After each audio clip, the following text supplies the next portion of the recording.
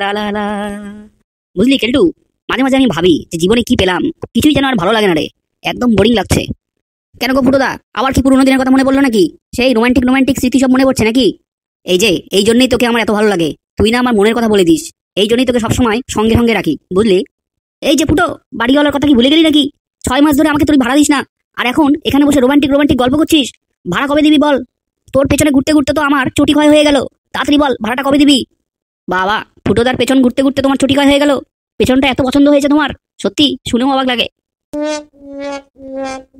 ওসব বাজে কথা ছাড়। বাড়ি ভাড়াটা কবে দিবি সেটা বল, আর না হলে বাড়িটা ছেড়ে দে। এই কেলটু, কোন বাইরের লোক আবার চাঁদা চাইতে এসেছে, তাও আবার ফুটোর কাছে? এত বড় সাহস, ফুটোর কাছে চাঁদা চায়? দেখ তো ভালো করে ঘটনাটা কি। আরে ফুটোদা, কেউ চাঁদা চাইতে আসেনি। ও বাড়িওয়ালা এসছে তোমার কাছে 6 মাসের বাড়ির ভাড়ার টাকা চাইতে। দেখো একটু এদিক ঘুরে।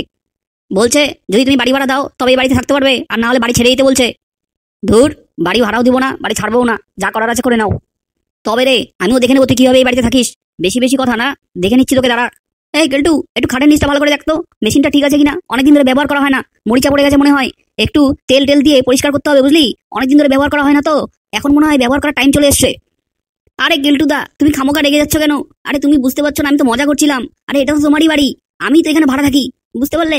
তুমি কিচ্ছু মনে করবে না। 6 মাস আছো, আরো 6 বছর থাকো, কেউ কিচ্ছু বলবে না। কিন্তু তুমি দয়া করে ওইসব মেশিন টেশিন বাড়িতে নিয়ে এসো না। আমি একটা বৃদ্ধ মানুষ, বুঝতেই তো পারছো। এসব আমি পছন্দ করি না।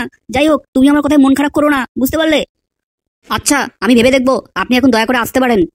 কিরে গেলটু, আজকে ওই বিজনেসম্যানের ওখানে যাওয়ার কথা ছিল, তুই কি ভুলে গেছিস নাকি? আরে না না ফুটোদা, ঠিক মনে আছে আমার, আমি বলতাম। যাই হোক, তুমি তো বলে দিলে, চলো তাহলে, আর লেট করে লাভ কি, যাই।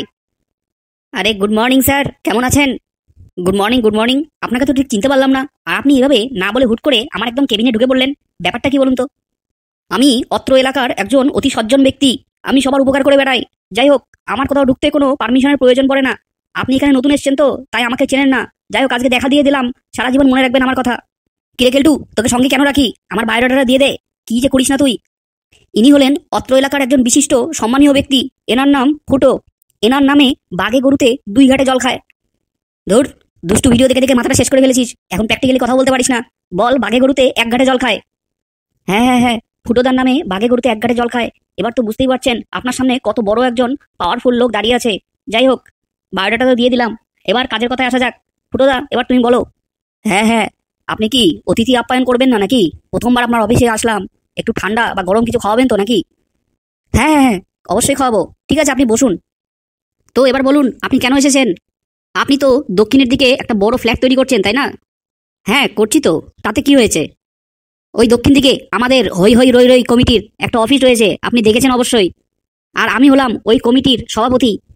ও আচ্ছা, আগে বলবেন তো। হ্যাঁ, 2 দিন আগে তো আপনি ফোন করেছিলেন, বুঝতে পেরেছি। আপনি 5টার জায়গায় 10টা ফ্ল্যাট তৈরি করুন, আমাদের হই হই রই রই কমিটির কোনো সমস্যা নেই। কিন্তু আমাদের দিকেও তো আপনার একটু দেখতে হবে, তাই না? বুঝতে পারছেন তো আমি কি বলতে চাইছি? ও আচ্ছা, তো আমাকে কি করতে হবে বলুন? কিচ্ছু করতে হবে না, 4টে বান্ডিল মুখে ছুঁড়ে মারুন, আমরা ভদ্র ছেলের মতো কুড়িয়ে নিয়ে চলে যাব।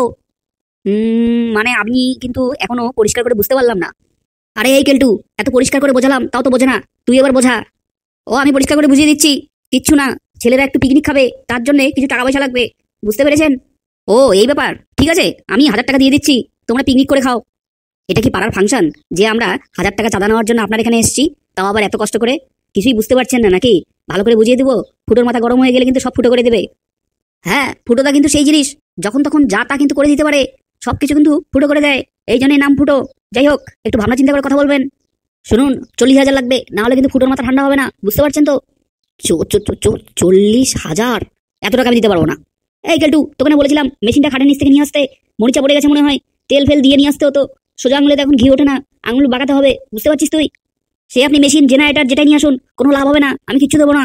আপনি দাঁড়ান, আপনাকে মজা দেখাচ্ছি আমি। হ্যালো, হ্যাঁ আমি ফুটো বলছি। হ্যাঁ হ্যাঁ হ্যাঁ, হই হই রই রই কমিটির সভাপতি। হ্যাঁ, এই শোন, দক্ষিণের দিকে যে বিল্ডিংটা হচ্ছে, হ্যাঁ ওখানে 10টা ছেলে নিয়ে যা, বুঝতে পারলি? হ্যাঁ হ্যাঁ, 5তলা বিল্ডিংটা। হ্যাঁ হ্যাঁ, ওটার উপরের দিকে 3তলা কেটে দে, দিয়ে 2তলা বানিয়ে দে। হ্যাঁ হ্যাঁ ঠিক আছে। আরে ফুটো বাবু, এত উত্তেজিত হবেন না, আপনি একটু বসুন, মাথাটা ঠান্ডা করুন। আমি আপনার জন্য ঠান্ডা কোল্ড ড্রিঙ্কসের ব্যবস্থা করছি। আর আপনি দয়া করে একটু ফোনটা করে আরেকবার বলুন, যেন কোনো কিছু সমস্যা না হয়। প্লিজ আমার এই অনুরোধটা রাখুন আপনি। হ্যালো, হ্যাঁ একটু মিসআন্ডারস্ট্যান্ডিং হয়ে গেছে। না না না, দক্ষিণে যেতে হবে না। না, ওই 5তলা বিল্ডিংকে 2তলা বানানোর কোনো দরকার নেই। তাও যাবি? ঠিক আছে, তাহলে যা, গিয়ে মিস্ত্রিদেরকে একটু সাহায্য কর, যাতে 5 তলাটা তাড়াতাড়ি 6 তলা হয়ে যায়। ঠিক আছে? না না, ঠিক আছে, রাখছি আমি। ফুটোবাবু, আপনি আমাকে বাঁচালেন, আপনার অনেক পাওয়ার, আপনার প্রতি আমি চিরকৃতজ্ঞ থাকবো। আর দয়া করে আমাকে আর কোনো বিপদে ফেলবেন না, আপনার কাছে এই অনুরোধ রইল। আমি কাউকে ইচ্ছে করে বিপদে ফেলি না, এবার কেউ যদি নিজের ইচ্ছায় বিপদে পড়তে চায়, তো সেখানে আমি কিভাবে তাকে বাঁচাবো বলুন? যাই হোক, সেই কথা ছেড়ে দিন। ঠিক আছে, আজকে তাহলে চলি, কালকে এসে আপনার ভালোবাসাটা নিয়ে যাব। ঠিক আছে? মনে রাখবেন কিন্তু।